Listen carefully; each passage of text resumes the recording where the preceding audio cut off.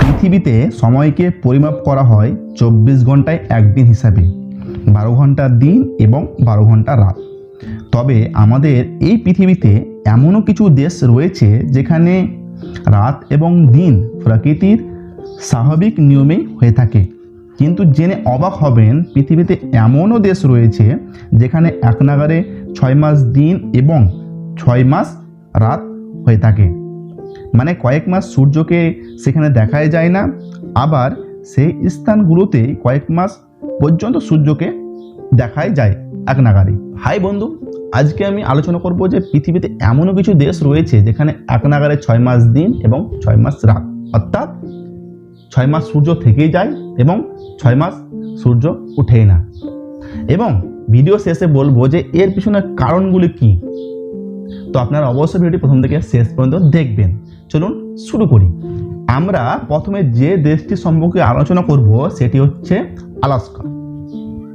Alaska হচ্ছে আমেরিকার সবথেকে বড় রাজ্যের মধ্যে একটি, কিন্তু আলাস্কা সর্বপ্রথম আমেরিকা ছিল না, এটি ছিল রাশিয়ার একটি অংশ, যেটি রাশিয়া খুব অল্প মূল্যে আমেরিকার কাছে বিক্রি করে দিয়েছিল।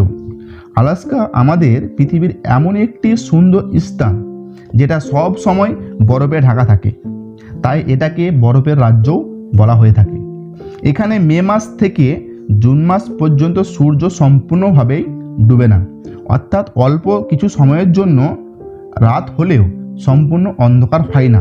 পৃথিবীর এই অংশে রাত 12:30টার দিকে কিছুটা সময়ের জন্য সূর্য অস্ত যায় এবং এর ঠিক 50 মিনিট পরে আবার সূর্য উদিত হয়। এরপর হচ্ছে দুই নম্বর হচ্ছে যে আইসল্যান্ড। আইসল্যান্ড ইউরোপের উত্তর প্রান্তে অবস্থিত একটি ছোট্ট দেশ। এটা ইউরোপের সবচেয়ে কম জনবসতিপূর্ণ দেশ। এখানে 15 মে থেকে জুলাইয়ের শেষ পর্যন্ত সূর্য একবারেই ডোবে না।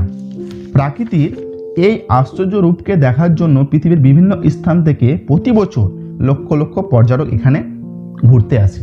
নাম্বার 3, এরপর 3 নম্বরে হচ্ছে যে ফিনল্যান্ড। ফিনল্যান্ড এমনই একটি দেশ যেখানে হ্রদে ভরপুর, তাই এই দেশটিকে হ্রদের দেশও বলা হয়ে থাকে।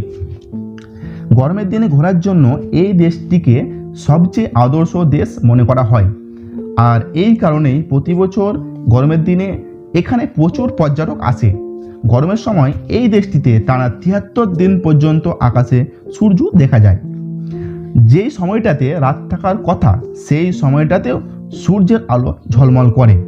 দীর্ঘ সময় দিনের আলো থাকায় গরমকালে এখানকার মানুষ অল্প ঘুমিয়েই কাটিয়ে দেয় এবং শীতকালে বেশিরভাগ সময় তারা ঘুমিয়েই কাটায়। এরপর হচ্ছে নাম্বার 4 নম্বরে হচ্ছে ক্যানাডা। ক্যানাডা হচ্ছে পৃথিবীর সবথেকে বড় দেশগুলির মধ্যে একটি। এটি সম্পূর্ণভাবে বরফে ঢাকা থাকে। এই দেশটিতে দিন এবং রাতের একটি বিচিত্র সংমিশ্রণ দেখা যায়, কিন্তু ক্যানাডার কিছু অংশে যেমন উত্তর পশ্চিম অঞ্চলে গরমের সময় একটানা 51 দিন পর্যন্ত সূর্য 24 ঘন্টায় আলো দেয়।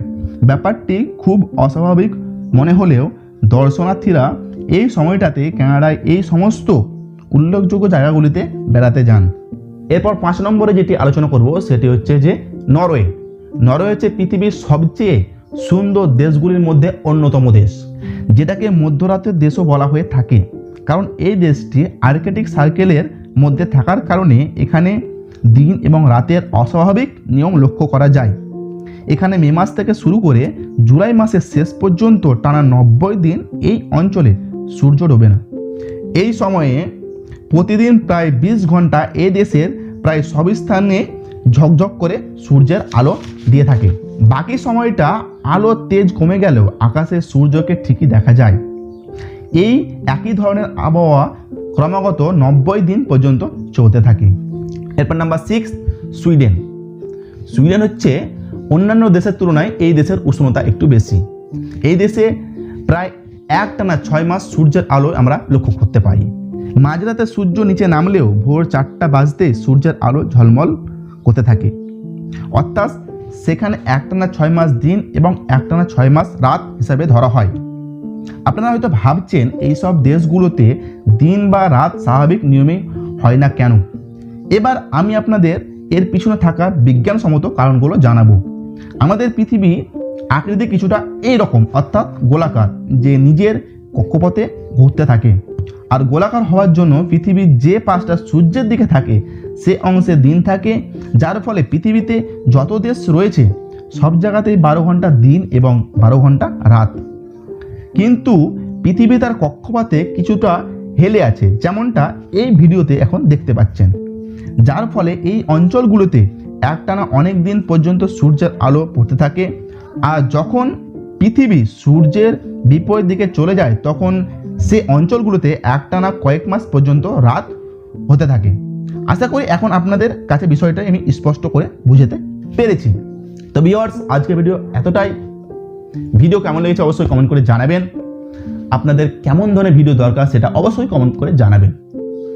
আর যদি ভিডিওটি ভালো লেগেছে তো একটি লাইক করবেন, আর চ্যানেল নতুন হয়ে থাকলে চ্যানেলটি সাবস্ক্রাইব করবেন, আর যারা ফেসবুক থেকে দেখছেন তারা অবশ্যই পেজটি ফলো করে রাখবেন। আবার কথা হচ্ছে আপনার সঙ্গে পরবর্তী একটি ভিডিওতে। ততক্ষণ টাটা, ভালো থাকবেন।